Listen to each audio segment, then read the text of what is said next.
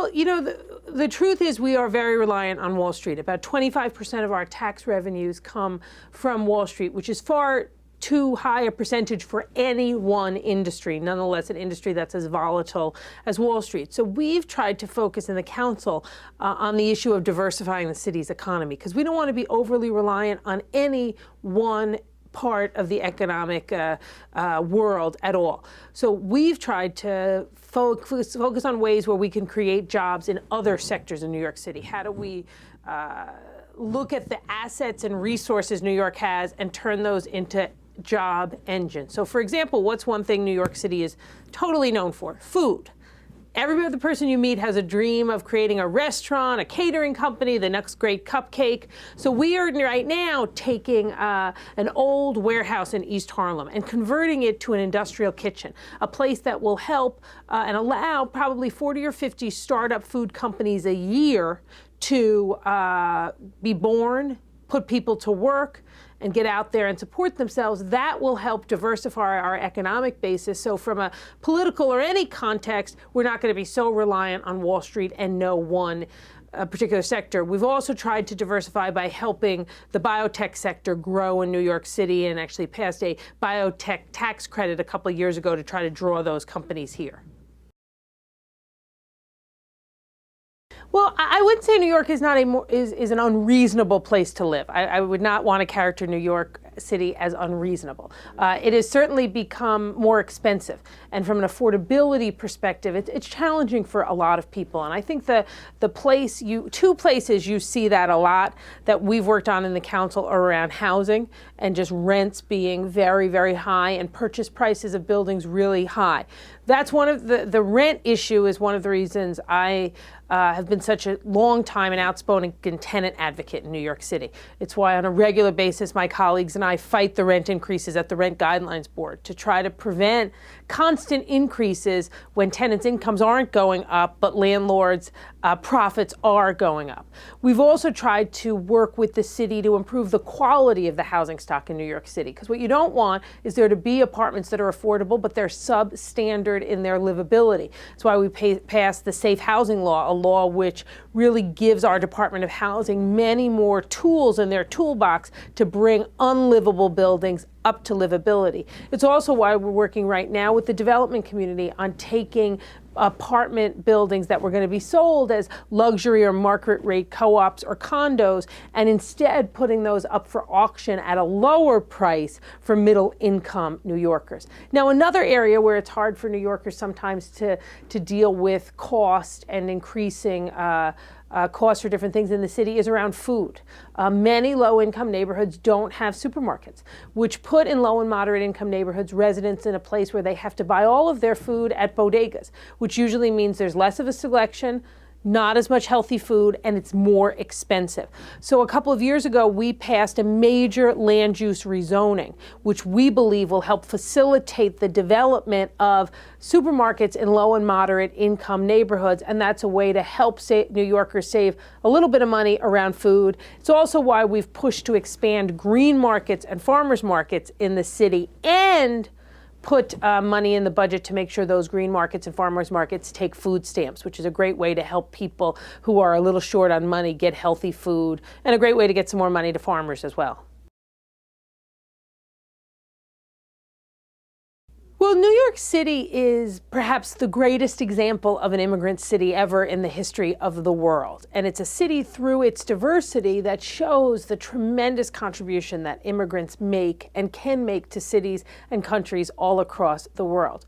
We don't want to just talk about that. We want to continue that legacy. We want to keep that kind of thriving, melting pot nature of New York City alive. And if you want to keep that, you have to tend to it. You have to nurture it. And I think we want to make sure our city always remains that diverse, and that anyone, anywhere in the world who wants a better life or searching out a dream feels like they can come to this city and be accepted and have opportunity. You know, internationally, there are lots of folks who want to come here, but the reality of the lack of immigration reform on a federal level actually makes it harder for companies to bring people to New York and other parts of the United States as well. So it's an issue you can't just sit back on, or very quickly you'll lose your diversity and lose that long line of international folks who want to come and live and work here. Well, the mayor's a very smart man, a very hardworking man. He brings a diversity of experience to City Hall as a obviously super successful businessman, as a longtime philanthropist, as a leading force for public health changes in this country and across the world. And those are all attributes he brings to the table. He's also a dad. He has 2 daughters. That's another perspective he brings to the table as well. Yeah, I think the mayor's been a very, very good mayor. I've been proud to get to work with him to pass some of the most comprehensive anti-smoking laws ever. I did that before I was speaker, when I was the health committee chair. I've been very proud of the work he and the council and I have done over the past 4.5 years, not just balancing the budget, but anticipating the economic downturn in a way where we prepaid future bills to make sure that the city was buttressed against, well, actually worse than we had anticipated, but would have been buttressed against the worst. And we're working very closely with a lot of folks in his staff right now around some of the challenging housing issues in the city, and that's been great work, and I'm very proud to have done it.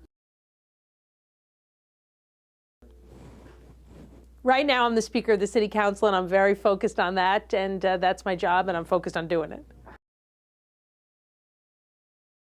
Well, you know, we're in a place we'd rather not be at right now in 2010, where we're seeing anti-LGBT hate crimes occurring at a much higher number than they did last year. And often they seem exceedingly violent, and with multiple perpetrators attacking fewer victims and sometimes singular victims. That's something I thought we had all thought was behind us, that level of violence. Now, why is this happening? I wish I knew the answer, because if I had the answer, I could solve the problem.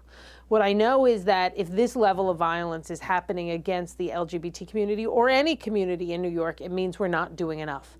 And it means we need to do more, and that's what we've taken upon ourselves to do. We had already put in place last year a Respect for All curriculum and week in our New York City public schools. We're expanding that through more teacher training and more curriculum development.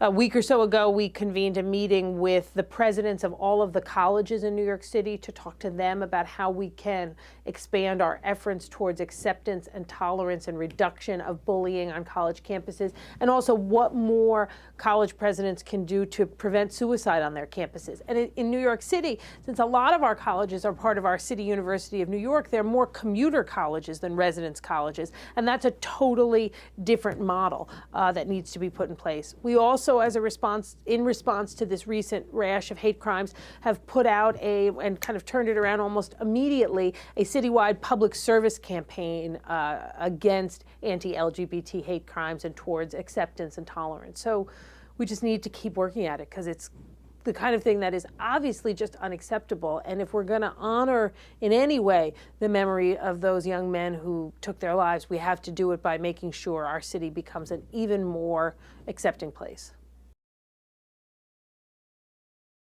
Well, my coming out story, probably like most people's, is a process and an evolution. It's not like you wake up one morning and you're brushing your teeth and all of a sudden there's this, you know, aha moment and you figure everything out. And when you kind of have done it, come out, so to speak, and look back, you can see different moments in your childhood and your life differently.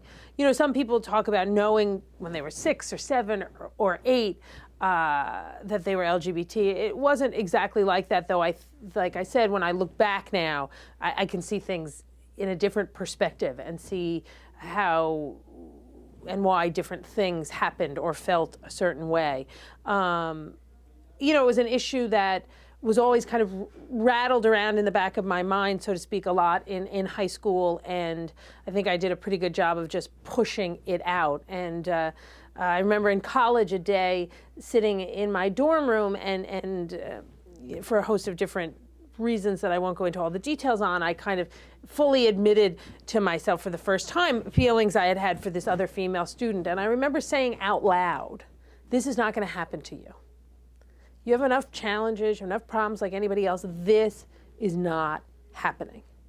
And I, for the next 4 or 5 years, made it not happen.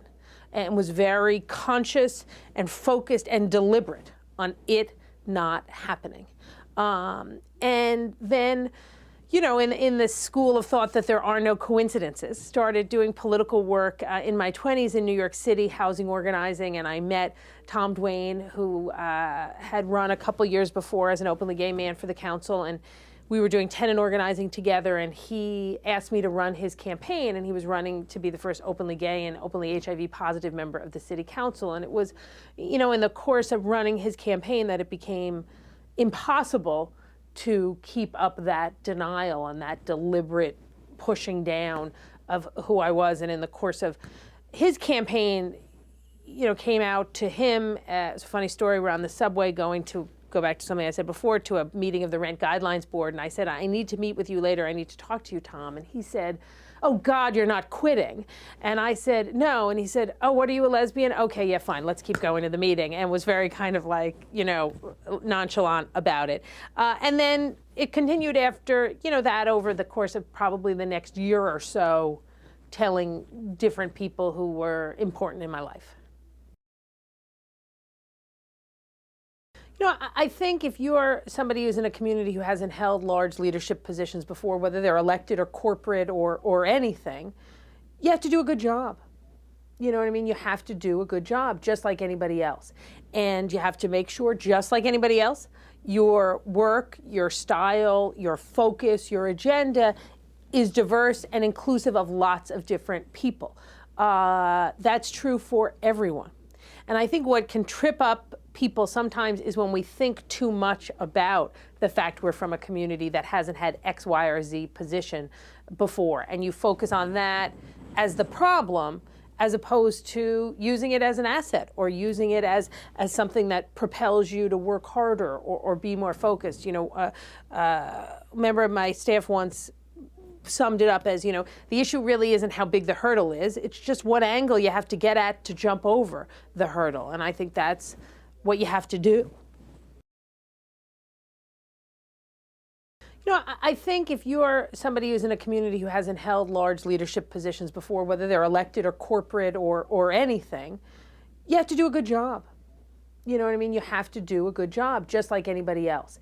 And you have to make sure, just like anybody else, your work, your style, your focus, your agenda is diverse and inclusive of lots of different people. That's true for everyone.